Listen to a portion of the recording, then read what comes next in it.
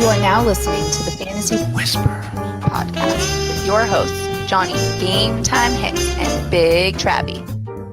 We are live today, May 15th. This is episode number 4 of the Fantasy Whisperers podcast.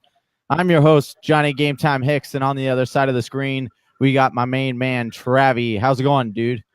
I am so pumped right now, Johnny. We got a lot of content coming out on the website, thefantasywhisperers.com, and now we're live again for our second straight episode. Jacked right now, bro. Dude, life is great right now in the fantasy world. All right, I got one question for you, okay? I got to mention it because my Phoenix Suns got that number 1 pick, but this has a relevance of when you go to a football game and you see the jersey of another team that's not even playing, how does that make you feel? Oh, I get so upset. But at the same time, I have also been a victim of that. I remember it was 2 years ago. I was randomly in Denver visiting a friend, and Green Bay was playing in a very big, win and you're in playoff game against Detroit. And I was wearing the Packers gear. And just like I would probably do in their situation, a lot of the fans were like, "Hey, wrong stadium, bro. You're at the wrong game." And so heckling me pretty good. I would totally do the same. I hate it. I think I do point it out when I see it. I'm like, what is that guy doing? It's not even a Cowboys game or whatever. But all right, well, we got a great show planned for you guys today. We're talking about those rookie wide receivers and what fantasy impact they might have. Again, if this is your first time joining us, if you're a new fantasy football member, we will be doing a fantasy football intro in the next few weeks. So hang with us. Continue to go live with us every Tuesday night around 8 o'clock. And we'll teach you how to play this awesome game of fantasy football. You can also listen to us on iTunes, Twitter, Stitcher, and Google Play. If this is something that you're really interested in, then you can head over to our website at thefantasywhisperers.com. Like Travis alluded to, we do have our rankings up and ready to go to look at that, as well as a couple of awesome articles written by John Credit and Matt Potman. So check those out. All right, Travis, you ready to get this one started? Let's rock and roll, brother. All right, who you taking with your first pick as a potential fantasy star? Well, I had to go with the easy one here, and just because it's easy doesn't mean it's untrue. I love Calvin Ridley. The Atlanta Falcons loved him too. They picked him 26th in the first round. At 6'1", 189, he had 4.4 40 speed, meaning he could go big at any single point. He really maximizes his distance and creates separation. Could be the best route runner of all the rookies in the entire draft class. And he's likely going to slide into the starting role opposite Julio, and that's because, Mohamed Sanu, who I know you would probably be thinking as their number 2, ran 60% or more of his routes in the slot. So I think that Calvin Ridley will slide right into that opposite side of Julio. And Matt Ryan has thrown for 25 or more touchdowns in 6 of the last 8 years. And Julio has only topped 10 or more touchdowns once. So we're talking about a lot of touchdowns to go around for a guy that consistently throws touchdowns in Matt Ryan. And I like Calvin Ridley's shot to be scoring those touchdowns. I do have a little bit of concern with his size and some of the drops he had in college. But other than that, I think he's the number 2 guy. And, another year under Sarkisian, the Falcons should be back to, 2 years ago for him. I do agree with a couple of those statements. I do think Atlanta will kind of have a bounce back year. They weren't actually that bad when you looked at their numbers in total last year. However, I think that Julio's touchdowns are just kind of fluky right now as far as him not receiving touchdowns. He's actually getting a lot of targets. They're just not accurate targets in the end zone. So I do see Julio this next season having an increase in touchdowns. And I just think that there's just too many other options and reliable options for really make a really big fantasy impact this season. But who knows? Maybe in a couple years, I really do like him once Julio starts tailing off at the end of his career. I mean, you say that. I would love if Julio scored more touchdowns, but he just hasn't done it, and that's my concern. Like only topping the 10 touchdowns in a season once. That's huge for me.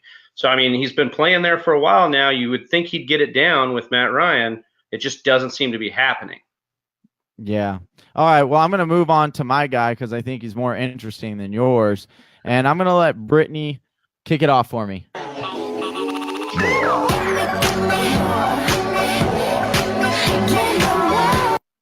Yep, that's right. I'm going with DJ Moore. I can't believe you didn't pick this guy. I mean, essentially, he has a shoe-in to get on the field this season. He only has Devin Funchess in front of him for that number one wide receiver, and then that top WR1. And then I'm not worried about Torrey Smith coming in. And then you got Curtis Samuel there, who they did spend a pretty high draft pick on last year. However, he's recovering from an ankle injury. I don't see him being productive this season if he gets back.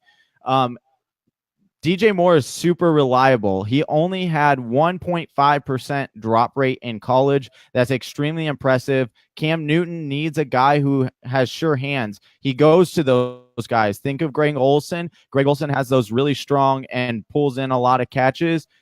I really like DJ Moore in Carolina's offense. I like the fact that he can play both inside and outside receiver. So, look for your things with, especially when defenses aren't going to focus on him as much as they're going to game plan for Devin Funchess or run DMC back there, Christian McCaffrey. So I like where he landed. I think he's a definite potential in the late rounds, a late round flyer. I have him ranked around 75 in my personal rankings, and I believe we have him around there total combined. I think you ranked him right around where I did.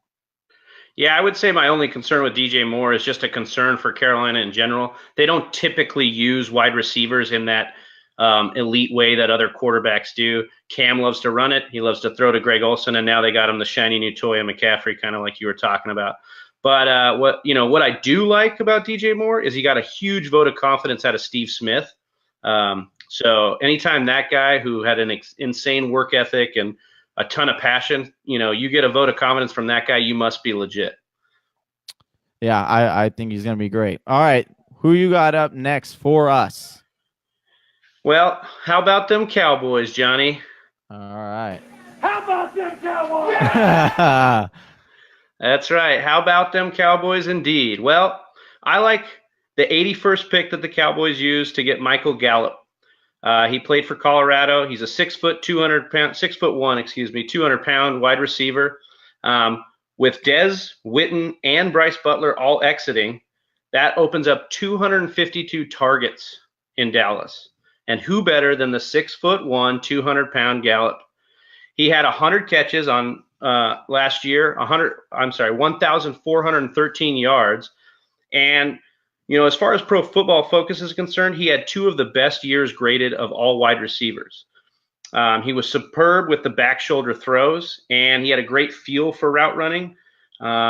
Literally, there's no number one target in Big D now. And with Dak style, where he rolls out and he creates plays, I think Gallup's perfect, the perfect kind of playmaking ability kind of guy. And Dallas runs a lot of those wide receiver screens. Gallup racked up the third most yards on wide receiver screens with 250 last year. The best shot, I'm the most excited about Gallup, mostly for opportunity. I think there's nobody there ahead of him. He slides right in as their number one guy, in my opinion. All he's got to do is work on is the chemistry with Dak. And I think of all these guys we're going to talk about today, he has the best chance to be the highest scoring rookie wide receiver. Yeah, I think there's a lot of potential there, especially in Dallas. Obviously, you touched on it. Dez Bryant gone. I'm not really worried about the Beazles back there.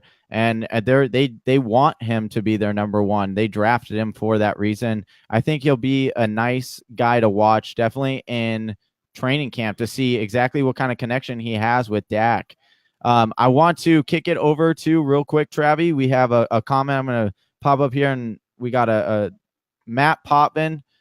He wrote a comment. I'm not sold on DJ Moore. Panthers offense revolves around Cam Newton. So he does side with you on that topic. But I think he just kind of reiterates what I was saying there about how it does flow through Cam Newton first. And like I said, I like his skill. I like his ability to be their number one wide receiver threat, but does that make him a number one option in the offense? Not in my opinion. So yeah, that's fair. All right, I'm going to jump to my second guy who I think down the road, maybe not as big of an impact this year, but next year I definitely like him. So if you're in a dynasty league or some kind of keeper league, I would definitely snag him in the later rounds because he will be a guy to take a lot of shots. All right, and that is guy we just drafted, Christian Kirk from Arizona Cardinals. He's only 5'11", 200 pounds. But he will move to the outside. He played the majority of his snaps in the slot. So 90% of what he played in college was from the slot position. Obviously, we all know that Larry Fitzgerald now owns the slot, one of the best wide receiver, if not the best wide receiver to play the slot currently. He ran a 4.47, which isn't, it's kind of in that mediocre, it's not fast, but it's not slow either. He's really good at creating space after cuts, which is really nice to have. And so on his post routes and on his in routes are what he's most effective on. Well, I know you're going to laugh at this, Travis, and I know you're going to bust up laughing, but if Sam Bradford stays healthy, and I know that's a major if, okay, then you could see a really great connection between Christian Kirk and Sam Bradford. I mean, Sam Bradford throws 116% passer rating on the post and 143.5% passer rating on the in. That is great. That is so much above the average NFL quarterback. He will be a factor on sweep plays. That's already been talked about by the coaches. He's got very good hands, only had about 3.6% drop rate in college. He's currently ranked my number 73 wide receiver, and he's currently going undrafted. But I would definitely take a shot on this guy in, like the 13th, 14th, and 15th round, especially if you're in a keeper league. So we got some traction on your boy here, Kirk, about him being kind of those off-the-field issues. We got several guys weighing in about rocks on cars. What's going on here, Johnny? Some things are I'm not even worried about that. That's so minute, dude. Come on, come at me when you have real problems. They keep trying to throw shade on all the Cardinals picks, and it's just haters gonna hate, dude. My favorite comment, John, I see you out there. Haven't we all had unfortunate incident at the Phoenix Open, though? Yes, this is very, very true. Been there, huh? Been there. All right. Who do you have up next? We were talking about great names for rookies last week a little bit with Kerryon Johnson. I want to continue the trend with my third guy I like here. Remember this name, Johnny. Equanimous Tristan Imhotep J. St. Brown. Wow, kudos. Took me a while to figure out how I pronounced all those, but he is a wide receiver out of Notre Dame with the Green Bay Packers. I'm not a homer here. I just think that the Packers have a very pass-happy offense. Rodgers has thrown 30-plus touchdowns in 6 out of his 9 years. And who did he throw the most touchdowns to in those 9 years? That would be Jordy Nelson. And Jordy Nelson is gone. And the man that they call White Chocolate ran a 4.51 40. And he also was 6'3". So those are the measurements for Jordy Nelson. And St. Brown, on the other hand, ran a 4.48 40, so he was quicker, and he's 6'5", so he's taller.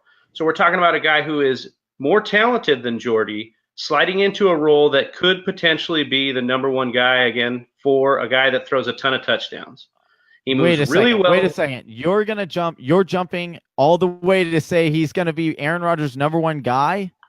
I'm saying if he puts in the work in training camp, if he comes through, he's their biggest, fastest target for the red zone.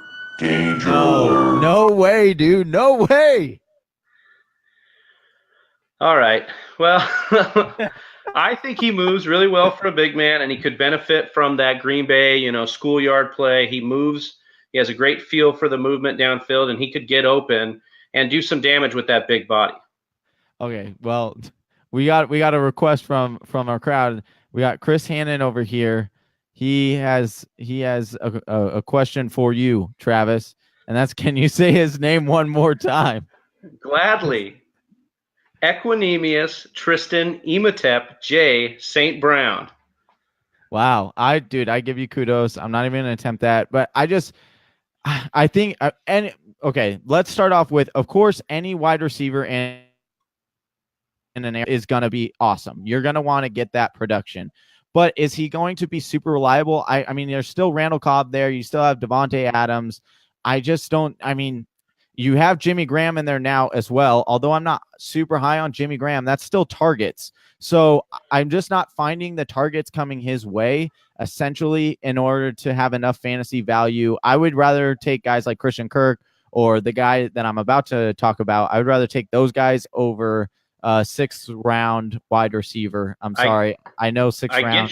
I get your concern here, but I mean, Jordy Nelson Rodgers has over the years made wide receivers who they are. If you look at Jordy Nelson, the reason he had all these touchdowns were these long post routes where he got open because of his speed and he was able to catch and he had great height.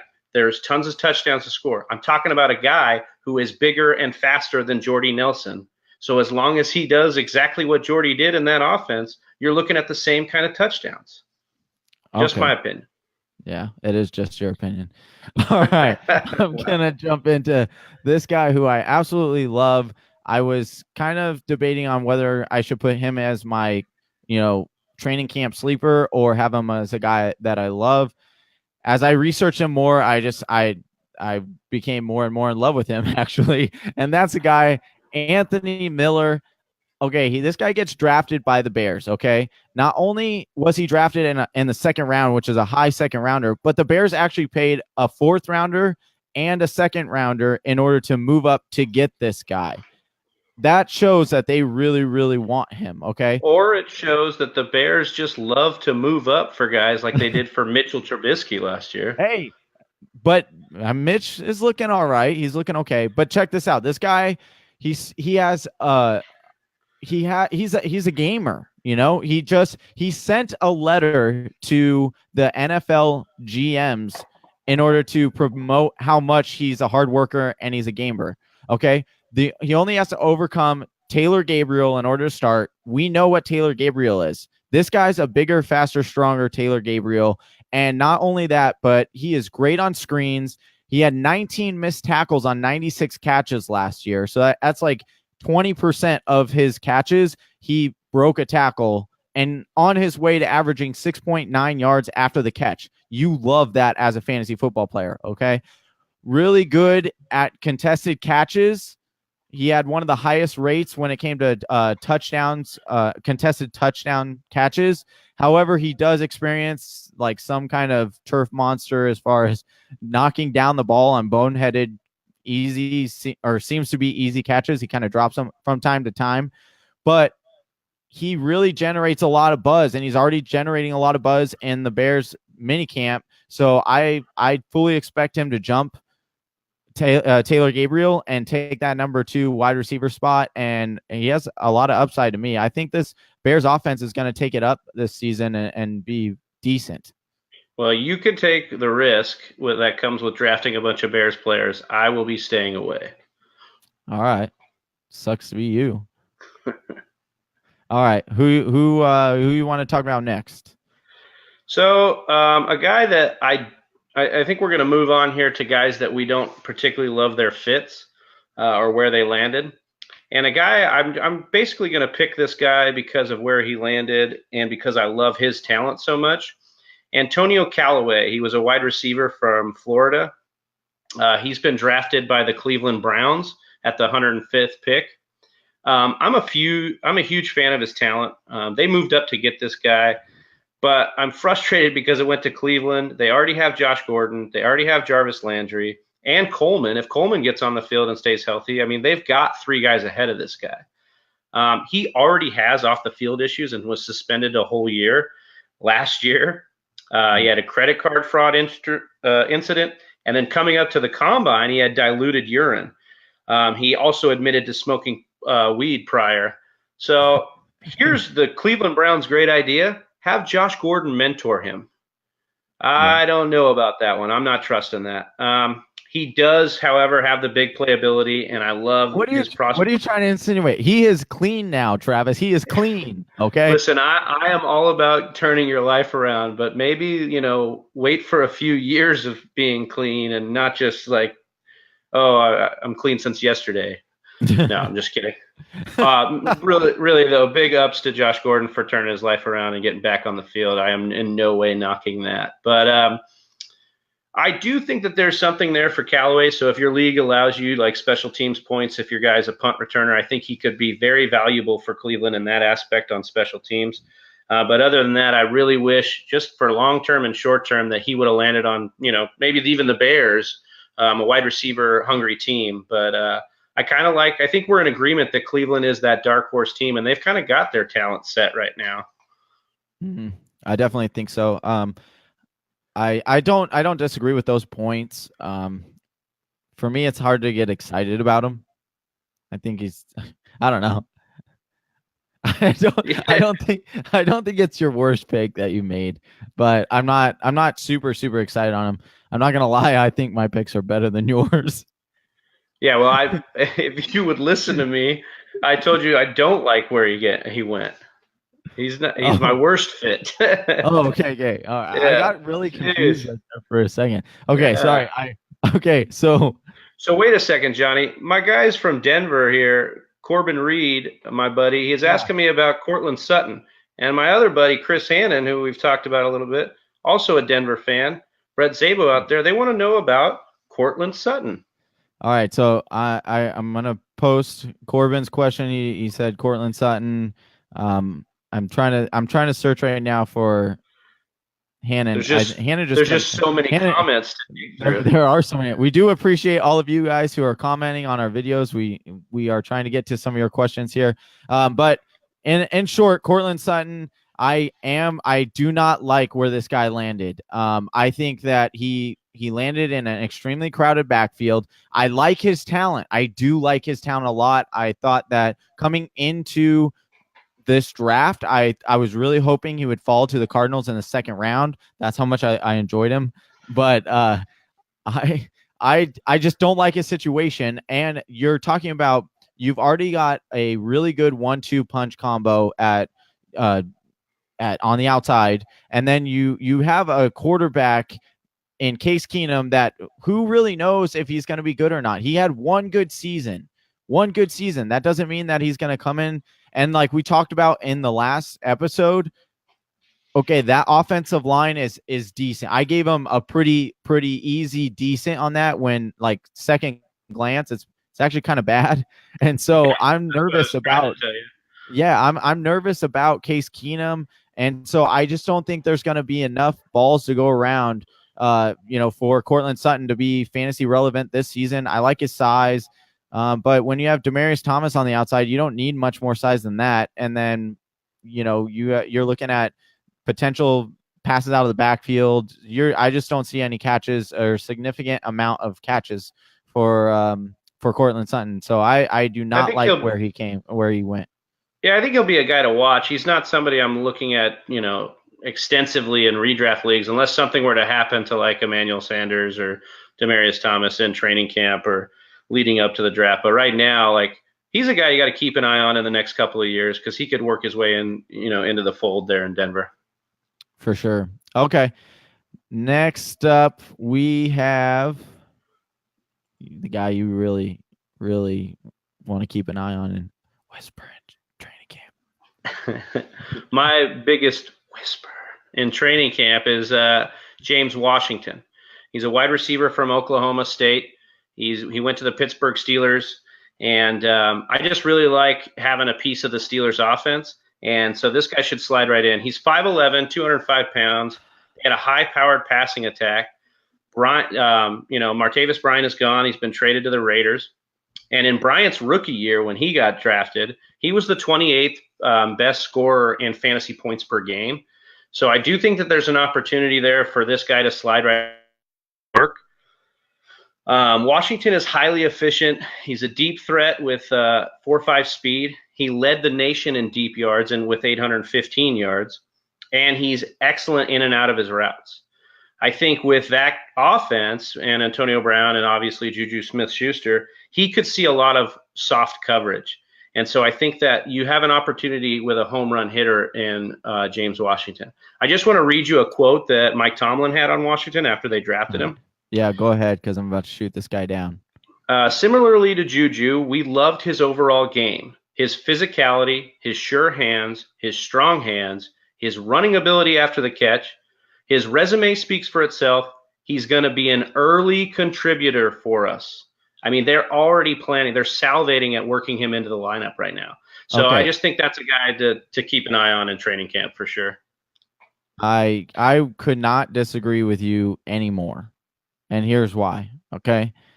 James Washington goes into an offense where, let's see, they have the best, arguably the best, and arguably the number one drafted fantasy player in Le'Veon Bell. Okay, that's the number one option. He's getting 30 touches a game. Then you look to the outside and you got Antonio Brown. Oh, just who happens to be the number one wide receiver that comes off the board on average around the 5th pick right now, 4th or 5th pick, depending on who you ask. So that guy gets about 11 targets a game. So that's already 41 targets just between those two guys. Now let's add in Juju Smith, who I actually do like. I think that he has a lot of value this year. And like you said, I do want a part of this offense. However, he is going to get about 8 to 10 targets as well. So now you're talking about a lot of targets, you know, for a team that threw the ball a ton. Okay. But typically, how many offensive snaps does a team run in an average NFL game?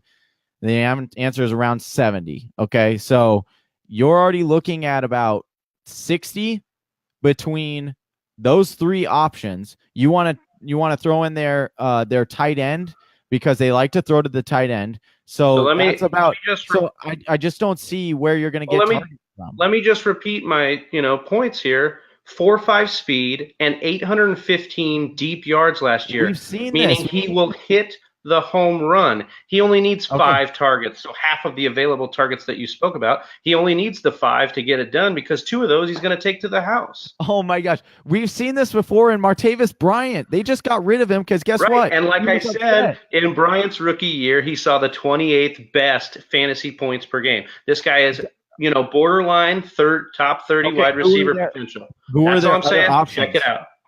Antonio Brown, Le'Veon Bell, the guys you just complained he was a number 3 option. He was a number 3 option. He would be the number 4 option at best in this offense now. Maybe they love him. No, maybe they love him. Tomlin was just singing his praise. I completely disagree. I'm just saying, keep an eye on him in training camp. That's all I'm saying. Oh, I'll keep not even a smidget. I'll be like this, like half asleep, not even half of it, more than half asleep eye on this guy because he's going to do nothing. Okay. I'm going to talk about a guy who has a lot of potential. And first, I'm going to show it thanks to Matt Popman. He kind of spoiled it for me here. He also, sleeper DJ Shark. It's like he was looking at my notes on my computer screen here. That is who I'm going with, DJ Shark, okay? Yes, I understand this backfield is crowded in Jacksonville, okay? But when you look at who they just got rid of, and that's Allen Robinson, this guy reminds me a lot of Allen Robinson, but with better speed, okay? He ran a 4.34 at the NFL Combine, which his second gear is what will separate him. Talk about a guy who could get long bombs. Now, I know Blake Bortles isn't the best fantasy quarterback, but I'm not talking about 5 targets and hoping I hit on 1 to 2. Okay. I'm talking about this guy getting potentially 8 to 10 targets a game near the end of the season. I do like him more so in deeper dynasty leagues or keeper leagues.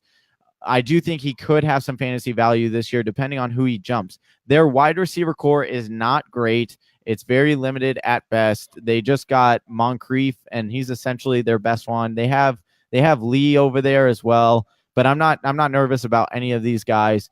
He only dropped 5 out of 76 passes in his career. Okay, this guy can catch the ball. He's fast. He adjusts well to off-target throws.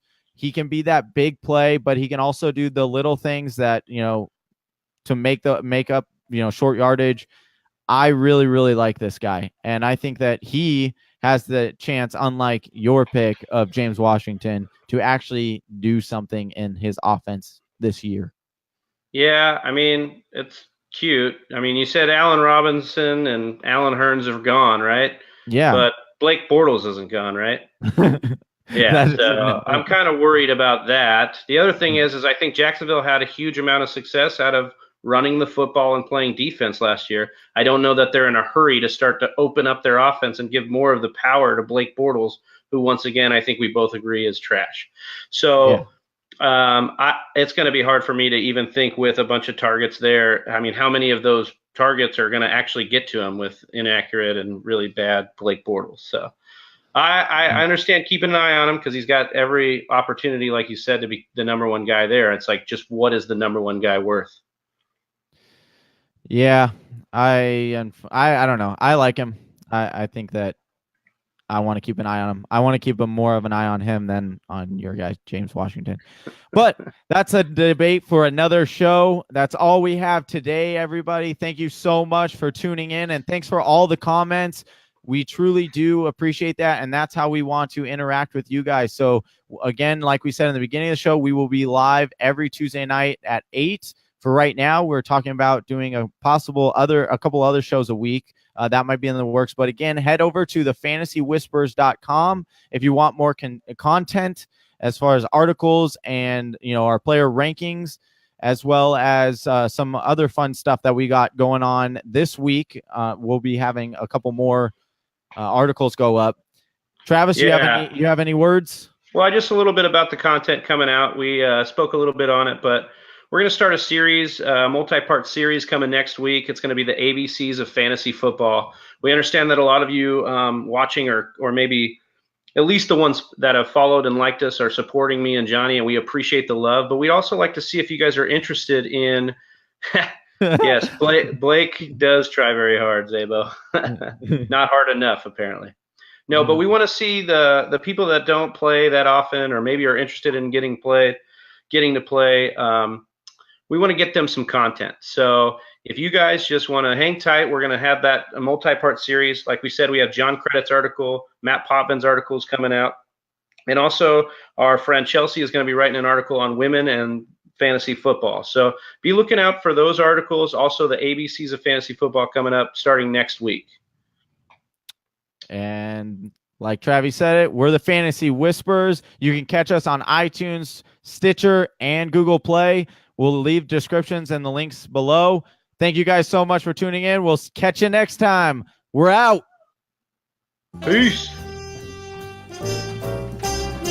Thank you for listening to the Fantasy Whisperers podcast. You can hear more from John and Travis on Google Play, SoundCloud, and iTunes. You can also follow us on Instagram, Facebook, and Twitter at TF Whisperers.